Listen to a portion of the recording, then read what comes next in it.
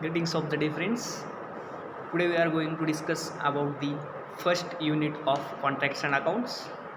So first unit is PWD procedure to execute the works, and this weightage of this unit is 8 marks as per MSBT syllabus.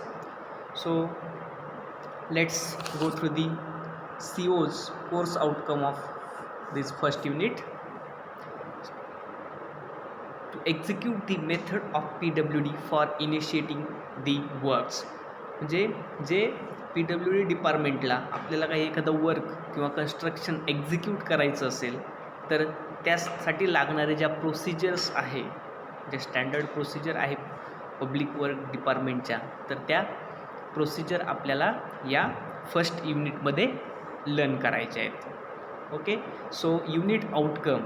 So after discussing this unit, what point or what content we have to learn from this particular unit. So first outcome of this unit is explain the functions of person in the given division of PWD.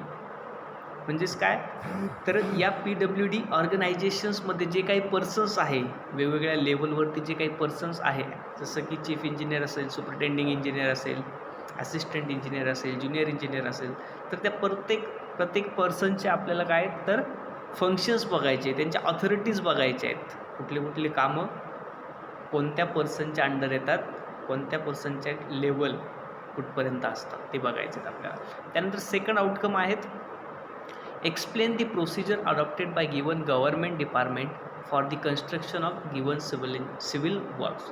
तर एखादी civil work जर construct करायचं असेल आपल्याला, तर त्यासाठी लागणारी जी procedure आहे ती गव्हर्नमेंटची PWD डिपार्टमेंटची ती प्रोसिजर आपल्याला बघायची आहे. त्यानंतर थर्ड आउटकम आहेत explain specified method use in PWD to carry out the given works. So कुठल्या मेथड्स अवेलेबल आहेत कन्स्ट्रक्शन करण्यासाठीच्या किंवा कॉन्ट्रॅक्ट करण्यासाठीच्या, त्या कॉन्ट्रॅक्टच्या ज्या मेथड्स आहे किंवा मेथड्स ऑफ एक्झिक्युशन्स कुठल्या आहेत त्या आपल्याला या युनिटमधनं लर्न करायचं आहे. त्यानंतर select the relevant method of contracting for the given type of work with justifications. ज्या काही मेथड्स आपण शिकणार आहोत त्यांचे आपल्याला मग अंडर सिच्युएशन्ससुद्धा बघायचे आहेत, म्हणजे कोणत्या सिच्युएशनसाठी कुठली मेथड सुटेबल आहेत, जेणेकरून आपल्याला ज्यावेळेस एखादं वर्क आपल्यासमोर येईल तर त्या गिवन वर्कसाठी कुठल्या टाईप ऑफ कॉन्ट्रॅक्ट आपल्याला सिलेक्ट करायचं आहे किंवा कुठली टाईप ऑफ मेथड आपल्याला सिलेक्ट करायची हे त्यावरनं आपल्याला ओळखता आलं पाहिजे. हे एक या युनिटचं आउटकम्स असणार आहे. तर या फर्स्ट युनिटमध्ये आपल्याला आज आपण या फर्स्ट युनिटचा 2 पार्ट जे ते डिस्कस करणार आहोत. फर्स्ट आहेत ऑर्गनायझेशन स्ट्रक्चर्स ऑफ PWD, म्हणजे PWD डिपार्टमेंटचं, पब्लिक वर्क डिपार्टमेंटचं जे ऑर्गनायझेशन स्ट्रक्चर्स आहे, लेवल्स आहे, कुठल्या पर्सनच्या ऑथॉरिटीज आहेत, त्या ऑथॉरिटीज लेवल्स आपण त्या आजच्या या प्रेझेंटेशन्समध्ये लेक्चर्समध्ये बघणार आहोत. त्यानंतर त्यांचे फंक्शन्स बघणार आहोत, कुठल्या पर्सनचं कुठलं वर्क आहेत. तर हे 2 कंटेंट आपण आज या लेक्चर्समध्ये कवर करणार आहोत. So let's start from the organisations structure of public work department. So आता जसं की पब्लिक वर्क डिपार्टमेंट आहेत तसे अदरही काही डिपार्टमेंट आहेत जे की आपल्याला माहीत असायला हवेत गव्हर्नमेंट सेक्टरमधले. तर फर्स्ट आहेत public work department, then irrigation department, then public health department and then electricity department. मग जेवढे काही इलेक्ट्रिसिटी रिलेटेड कामं असतील तर ते कामं ह्या इलेक्ट्रिसिटी डिपार्टमेंट हँडल करत असतं. जसं त्यानंतर पब्लिक हेल्थ डिपार्टमेंट, मग याच्यामध्ये आपलं वॉटर रिसोर्स असेल, जे आपण पब्लिकला इंडस्ट्रियल एरियाला किंवा पब्लिक डोमेस्टिक पर्पजसाठी जे वॉटर आपण सप्लाय करत असतो त्या वॉटरची क्वालिटी चेकआउट करणे, त्या रिलेटेड सर्व त्या वॉटर मेंटेन करणे, किती सप्लाय आपल्याला त्या सिटीसाठी वॉटर सप्लाय द्यायचं आहे ते फाइंड आउट करणे, या सर्व गोष्टी या पब्लिक हेल्थ डिपार्टमेंटमध्ये कन्सिडर होत असतात. त्यानंतर इरिगेशन डिपार्टमेंट, जे काही मग फार्मिंगसाठी लागणारं वॉटर आहेत त्या वॉटरचं कंट्रोल या इरिगेशन डिपार्टमेंटसाठी असतं. मग त्यामध्ये कॅनल्स असतील, त्या कॅनलचं मग कॅनल जे असतील कॅनलचं मग जे आपण रिपेरिंग करतो थोडक्यात, ते रिपेरिंगचे कामं या इरिगेशन डिपार्टमेंटमध्ये येत असतात. आणि जे मेन पब्लिक वर्क डिपार्टमेंट आहेत त्या पब्लिक वर्कच्या डिपार्टमेंटच्या अंदर मॅक्सिमम टाईम्स बिल्डिंग्स आणि रोड्स जे आहेत तर हे कामं या पब्लिक वर्क डिपार्टमेंटमध्ये येत असतात. तर आपल्याला मोस्ट ऑफ या पब्लिक वर्क डिपार्टमेंटच्या ज्या प्रोसिजर्स आहेत वर्किंगच्या त्या प्रोसिजर बघायचे आहेत. ऑर्गनायझेशन चार्ट या पब्लिक वर्क डिपार्टमेंटचाच बघायचं आहेत आपल्याला. Okay, so let's organisation structures of PWD department. तर मग PWD डिपार्टमेंटला जे ऑर्गनायझेशन स्ट्रक्चर असतं ते बघा कसं असतं. सगळ्यात टॉपमोस्टला जे असेल, सगळ्यात वरच्या लेवलला जे असेल ते गव्हर्नमेंट, जे काय असेल आपलं गव्हर्नमेंट. त्यानंतर गव्हर्नमेंट नंतर असतो सेक्रेटरी टू गव्हर्नमेंट, त्यानंतर चीफ इंजिनियर. मग त्या चीफ इंजिनियरच्या अंडर वेगवेगळ्या सर्कलसाठी सुपरिटेंडिंग इंजिनियर असतात. मग या ठिकाणी तुम्ही बघू शकतात सर्कल 1साठी सुपरिटेंडिंग इंजिनियर 1, सर्कल 2 असेल तर मग सुपरिटेंडिंग इंजिनियर 2. जसंच according to the population and work ते डिवाईड केलेले असतात सर्कल त्यांचे. सो सुपरिटेंडिंग इंजिनियरच्या नंतर मग असतो एक्झिक्युटिव्ह इंजिनियर. मग एक्झिक्युटिव्ह इंजिनियरच्या अंडर असतो ॲसिस्टंट एक्झिक्युटिव्ह इंजिनियर, देन मग junior engineer, then supervisor and then labour. मग लेबरमध्येही 3 कॅटेगरीज असतात पुन्हा, skill, semi skill and unskilled labour. तर असा हा ऑर्गनायझेशन चार्ट आहेत ज्या की लेवल वाईज ते मग कामांचं डिस्ट्रीब्युशन जे असतं त्यांचं फंक्शन जे असतं ते एकमेकांवरती डिपेंड्स असतं.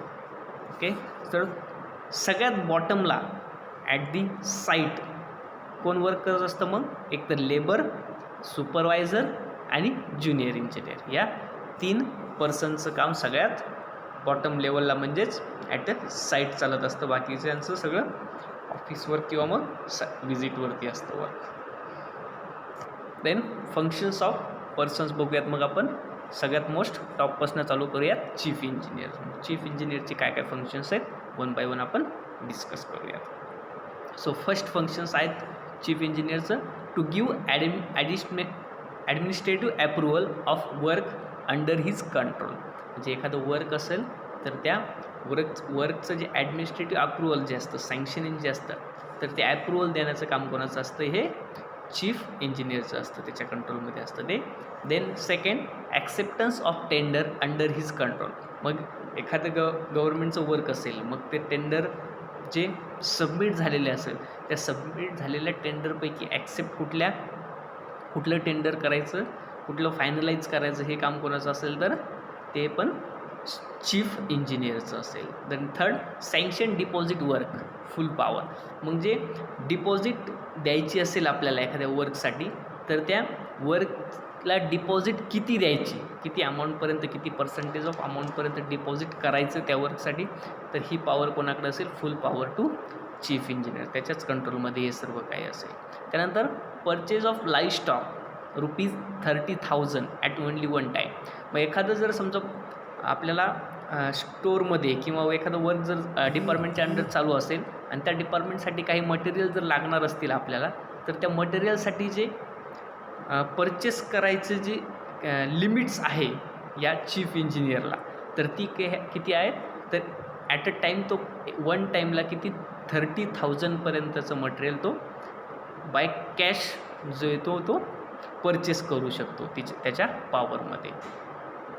देन नेक्स्ट फंक्शन्स आहे he prepares the budget estimate annually relating to the work under his control. मग त्याला आणखी काय काम आहे त्याचं किंवा काय फंक्शन्स आहे त्याचं, की बजेट इस्टिमेट्स म्हणजे एका वर्षासाठी लागणारं जे काही इस्टिमेट आहे किंवा बजेट आहे तर ते त्याला प्रिपेअर करून ते गव्हर्नमेंटला सादर करायचं असतं किंवा मग त्याच्या कंट्रोलमध्ये ते हे काम असतं की ॲन्युअली आपल्याला या वर्षाला किती वर्क कंप्लीट करायचं आहे, किती बजेट आपल्याला या वर्षासाठी लागणार आहे, हे सगळं कंट्रोल करायचं काम कोणाचं असतं तर चीफ इंजिनियरचं असतं. Then to keep close watch over the progress of work and expenditure against each. त्यानंतर जे काही पब्लिक वर्क डिपार्टमेंटच्या अंदर कामं चालू असतील तर त्या कामांवरती वाचोहर लक्ष ठेवणं हे काम कोणाचं असतं, चीफ इंजिनियरचं असतं. त्याच्यावरती किती एक्सपेंडिचर चालू आहेत तेही बघणं काम त्याचंच असतं, चीफ इंजिनियरचं असतं. त्यानंतर सेकंड पर्सन आहे सुपरिटेंडिंग इंजिनियर. आता आपण अगोदरच बघितलं सुपरिटेंडिंग इंजिनियर हा प्रत्येक सर्कल वाईज असतो, म्हणजे त्या आता या सगळ्या सुपरिटेंडिंग इंजिनियरवरती कंट्रोल कोणाचा राहणार आहे तर चीफ इंजिनियरचा राहणार आहे. आणि चीफ इंजिनियर या सुपरिटेंडिंग प्रत्येक सर्कलच्या सुपरिटेंडिंग इंजिनियरवरती वॉच ओव्हर ठेवणार आहेत. त्यानंतर या सुपरिटेंडिंग इंजिनियरचं काम काय आहे, त्यांच्या सर्कलवरती वॉच ओव्हर ठेवणार. तर बघूयात आता सुपरिटेंडिंग इंजिनियरचे फंक्शन्स कुठले कुठले आहेत ते. तर फर्स्ट आहे the estimate submitted by executive engineer should be check by the superintending engineer before forwarding to the chief engineer. मग आता एक्झिक्युटिव्ह इंजिनियर त्याच्या सर्कलमध्ये तुम्हाला अगोदरच सांगितलं सुपरिटेंडिंग इंजिनियरचं काम असतं त्याच्या सर्कलवरती वॉच ओव्हर ठेवणं.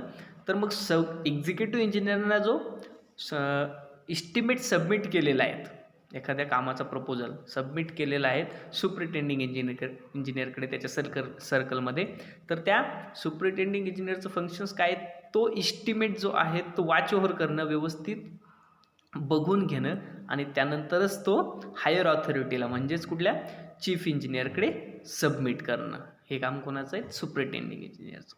त्यानंतर the superintending engineer should give technical sanction to estimate within his power. मग त्याचे लिमिट जो जिथपर्यंत आहे, समजा त्यांचं काही ॲप्रॉक्सिमेट एक्झॅक्ट जे लिमिट्स असेल प्रत्येक सर्कल वाईज व्हॅरी होत असेल ते, तर ते त्याच्या लिमिटमध्ये जो काही बजेट असेल त्या बजेटमध्ये जर ते काम असेल तर त्यानं तो सँक्शन्स करू शकतो. थोडक्यात टेक्निकल सँक्शन तो त्या इस्टिमेटला देऊ शकतो त्याच्या पॉवरमध्ये असेल तर. पण out of beyond this power असेल, त्याच्या पॉवरच्या वरती जर असेल ती अमाऊंट, तर मग तो हायर ऑथॉरिटीकडे सबमिट करणार ते estimate. Then third, the superintending engineer should look after the administrative approval and technical control of the circle. काय म्हणतोय तो, the superintending engineer should look after the administrative approval and technical control of the circle. म्हणजे त्याच्या सर्कलमध्ये जेवढं काही administrative approval आणि technical control येणार आहेत ते बघायचं काम कोणाचं, त्या सुपरिटेंडिंग इंजिनियरचे. त्याच्या सर्कल्समध्ये त्यानं ते सँक्शन्स करून घ्यायचे आहेत किंवा हायर ऑथॉरिटीकडे जर बियॉन्ड दिस पॉवर असेल तर हायर ऑथॉरिटीकडे सबमिट करायचं. Then next, he should see whether execution of work is carried according to the rules and regulations. त्यानंतर त्यानं काय करायचं आहे, ज्या साईट चालू आहेत त्याच्या म्हणजे जे काही वर्क इन प्रोग्रेस आहेत त्या वर्कवरती व्हिजिट करून आणि त्या work as per rules and regulations चालू आहेत का, ॲज पर ड्रॉइंग्स चालू आहेत का, ज्या काही सबमिट केलेल्या आहेत डिपार्टमेंटला किंवा त्याच्या सर्कलला, तर त्या ॲज पर ड्रॉइंग्स आणि रेग्युलेशन्स, रूल्स अँड रेग्युलेशन्समध्ये जे वर्क आहे ते चालू आहे का नाही हे बघायचं. हे काम कोणाचं आहे, सुपरिटेंडिंग इंजिनियरचं आहेत. त्यानंतर he should see whether the accounts related to the execution of work are maintain properly. म्हणजे जे काही बिलिंग्स, आता जे एखादं जर समजा टेंडर असेल तर त्या टेंडरच्या ज्या बिलिंग्स आहेत त्या बिलिंग्स प्रॉपरली ॲज पर दी त्यांचं जे काही रूल्स असतील, किती % अमाऊंट आपल्याला त्या टेंडरसाठी पेमेंट करायची आहे, त्या टेंडरचे किती सिक्युरिटी डिपॉझिट आपल्याला ठेवून घ्यायची आहे, हे सर्व काही जे त्यांचे रूल्स असेल, कॉन्ट्रॅक्ट ॲक्ट असेल, त्या कॉन्ट्रॅक्ट ॲक्टनुसार ते अकाउंट्स रिलेटेड जे काम आहेत ते प्रॉपरली मेंटेन केल्या जात आहेत का डिपार्टमेंटकडनं, हेही बघणं कोणाचं काम आहे, तर सुपरिटेंडिंग इंजिनियरचं. Then last, the superintending engineer should inspect the divisional office at once in a year. मग जे काही आता सुपरिटेंडिंग इंजिनियर सर्कलच्या, सुपरिटेंडिंग इंजिनियरमध्ये जे सर्कल्स असते त्या सर्कलच्या अंडरमध्ये जेवढे काही डिव्हिजनल ऑफिस असतील तर त्या डिव्हिजनल ऑफिसला त्यानं वर्षातून एकदा तरी व्हिजिट करणं गरजेचं आहे. असं तो म्हणजे इन्स्पेक्ट करणं म्हणजे व्हिजिट करणं गरजेचं आहे. हे त्याचं एक ॲथॉरिटीज आहे किंवा फंक्शन्स आहे superintending engineers. Then superintending engineer या सर्कलमध्ये नंतर कोण येतो, मेन एक्झिक्युटिव्ह इंजिनियर. शॉर्टमध्ये आपण त्याला EE असं पण म्हणतो. So executive engineer. मग एक्झिक्युटिव्ह इंजिनियरचे फंक्शन्स काय, तर organise and supervise execution of work economically with specified quality. मग जे काही एक्झिक्युशन्स आहे तर त्या एक्झिक्युशन्स जे आहेत ते एक्झिक्युशन्स स्पेसिफाईड क्वालिटीजमध्ये चालू आहेत का ते बघायचं काम आहे एक्झिक्युटिव्ह इंजिनियरचं. ते इकॉनॉमिकली वर्क ते कसं कंप्लीट करायचं हेही बघायचं काम कोणाचं आहे एक्झिक्युटिव्ह इंजिनियरचं. आणि जे काही त्याच्या सर्कलमध्ये म्हणजे त्या एक्झिक्युटिव्ह इंजिनियरचे आता प्रत्येक सर्कलमध्ये पुन्हा according to work executive engineers असतात. सो या त्याच्या अंडर जे काही वर्क चालू आहेत तर ते वर्क एक स्पेसिफाईड क्वालिटीजमध्ये चालू आहेत का हे काम चेक करण्याचं काम कोणाचं आहे एक्झिक्युटिव्ह इंजिनियरचं आहे. Then second, prepare estimate of propose works. मग एखादं वर्क आपल्याला जर कंप्लीट करायचं आहे प्रपोज एखादं भविष्यात जर एखादं कुठलं आपल्याला प्रपोजल जर सबमिट करायचं असेल तर त्या प्रपोजलचा इस्टिमेट प्रिपेअर करायचं हे काम कोणाचं असतं एक्झिक्युटिव्ह इंजिनियरचं असतं. एक्झिक्युटिव्ह इंजिनियरनं ते प्रपोजल कंप्लीट करायचं आणि ते हायर ऑथॉरिटीकडे म्हणजे कोणाकडे सुप्रिटेंडिंग इंजिनियरकडे आपल्याला ते सबमिट करायचं असतं. Then next, invite tenders for sanction work. मग एखादा प्रपोजल तर त्यांना हायर ऑथॉरिटीकडे सुप्रिटेंडिंग इंजिनियरकडे किंवा चीफ इंजिनियरकडे जे सबमिट करेल तो ते जर सँक्शन झालं मग त्या सँक्शन झालेल्या वर्कसाठी टेंडर इन्व्हाइट करणं हे काम कोणाचं असतं पुन्हा एक्झिक्युटिव्ह इंजिनियरचं असतं. Invite tenders for sanction works. Sanction करणं हे हायर ऑथॉरिटीकडे असतं म्हणजे सुप्रिटेंडिंग इंजिनियर किंवा चीफ इंजिनियर. परंतु त्याचं टेंडर वगैरे प्रिपेअर करणं हे काम कोणाचं असतं पुन्हा एक्झिक्युटिव्ह इंजिनियरचं असतं. Then fourth, expenditure control of works executed. मग जे काही वर्कवरती एक्सपेंडिचर खर्च होणार आहेत ते एक्सपेंडिचर जे आहेत ते त्याच्यावरती कंट्रोल कोणाचं काम असतं करणं हे एक्झिक्युटिव्ह इंजिनियरचं असतं. Then control on measurement, stores and accounts. हे सर्व काही या डिपार्टमेंटच्या अंडर जे आहेत म्हणजे समजा एखादं टेंडर आपण सबमिट केलं असेल तर त्या टेंडरचे किंवा त्या वर्कचे जे मेजरमेंट्स घेणं किंवा मग त्या स्टोअरमध्ये कुठल्या मटेरियल्स आहेत आपल्या अकाउंट्स हँडलिंग हे सर्व कामं कोणाच्या अंडरमध्ये येतात तर एक्झिक्युटिव्ह इंजिनियरच्या अंडर येत असतात. त्याची रिस्पॉन्सिबिलिटी असते ती व्यवस्थितरित्या करून घेण्याची. देन नेक्स्ट आहेत असिस्टंट एक्झिक्युटिव्ह इंजिनियर AEE असं म्हणतो आपण त्याला शॉर्टमध्ये AEE असिस्टंट एक्झिक्युटिव्ह इंजिनियर. याचा रोल्स हा एक्झिक्युटिव्ह नंतरचा म्हणजे आपण काय सपोर्टिंग कॅरेक्टर जे आहेत एक्झिक्युटिव्ह इंजिनियरचं तर ते आहे assistant executive engineer. So functions बघूया त्याचे one by one. So first, assistant executive engineer is responsible to executive engineer for the execution of work in sub division. मग आता सर्कलला प्रत्येक सर्कलला एक सुप्रिटेंडिंग इंजिनियर, त्यानंतर प्रत्येक डिव्हिजन्सला एक एक्झिक्युटिव्ह इंजिनियर आणि त्या डिव्हिजनला जे काही सब डिव्हिजन्स असतील तर त्या प्रत्येक सब डिव्हिजन्सवरती एक ॲसिस्टंट एक्झिक्युटिव्ह इंजिनियर असं हा त्यांचा ऑर्गनायझेशनल सेटअप्स आहे. देन सेकंड फंक्शन्स आहे त्याचं executions of work, then check muster roll, then physical verification of measurement book and dead stock. जे काही डिपार्टमेंटल ऑफिस असतील किंवा हे स्टोअर असतील तर ते फिजिकल व्हेरिफिकेशन करण्याचं काम कोणाचं असतं असिस्टंट एक्झिक्युटिव्ह इंजिनियरचं असतं. किती मटेरियल आपल्याकडे स्टॉकमध्ये आहेत, किती मटेरियल परचेस करावं लागणार आहे, त्यानंतर मेजरमेंट बुक, मस्टर रोल हे काही मेंटेन ठेवण्याचं काम कोणाचं असतं किंवा चेक करण्याचं काम कोणाचं असतं तर असिस्टंट एक्झिक्युटिव्ह इंजिनियरचं असतं. त्यानंतर to ensure correct accounts return submitted punctually to divisionals office. मग जे काही अकाउंट्स असतं ते अकाउंटचं स्टेटमेंट्स असतील किंवा जे काही कॅश किंवा जे काही रिमेनिंग कॅश असतील वर्क कंप्लीट झाल्यानंतर ती सबमिट कोणाकडे करायची असल्याला डिव्हिजनल ऑफिसला सगळं रेकॉर्ड सबमिट करायचं असतं. Submit monthly report to progress of work to divisional office. प्रत्येक महिन्याचा मंथली रिपोर्ट जो आहे तो प्रोग्रेस ऑफ वर्क किती पर्सेंटेज वर्क कंप्लीट झालं आहे, कुठल्या लेवलला काम चालू आहे, up to the foundation level, up to the plinth level, up to the lintel level, sill level, असं जे काही प्रोग्रेस ऑफ वर्क असेल.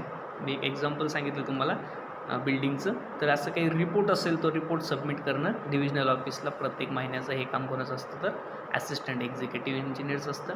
त्यानंतर administrative control over the office and field. मग त्याच्या अंडर सब डिव्हिजनच्या अंडर जे काही ऑफिस किंवा फील्ड असेल त्याच्या अंडर चालणारे जे प्रोग्रेस ऑफ वर्क असतील त्या वर्कवरती कंट्रोल ठेवण्याचं काम कोणाचं असतं तर असिस्टंट एक्झिक्युटिव्ह इंजिनियरचं असतं. हे काही जे फंक्शन्स आहेत ते या ॲसिस्टंट एक्झिक्युटिव्ह इंजिनियरचे फंक्शन्स आहेत. तर अशा प्रकारे या ॲसिस्टंट एक्झिक्युटिव्ह इंजिनियरचा जो काही रोल्स आहे तो रोल असतो. सो बाकीच्या राहिलेल्या पर्सनचं आपण जे काही फंक्शन्स आहेत ते नेक्स्ट लेक्चरला डिस्कस करणार आहोत. सो या ठिकाणी आपण आजचं लेक्चर हे कन्क्लूड करूयात. Okay, thank you very much.